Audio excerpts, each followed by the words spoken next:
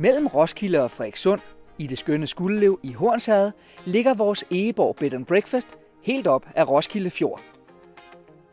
Stedet er historisk og har fra 1940'erne til 70'erne fungeret som feriekoloni. Her på Egeborg har vi 32.000 kvadratmeter grund at boldre os på. Blandt andet har vi en del af den fredede Skuldelev Ås, som er et af de højeste punkter ved Roskilde Fjord. Og så har vi grund helt ned til den lille hyggelige havn. På grunden findes et rigt dyreliv med blandt andet vilde rådyr og fasaner, som færdes helt op ad boligen.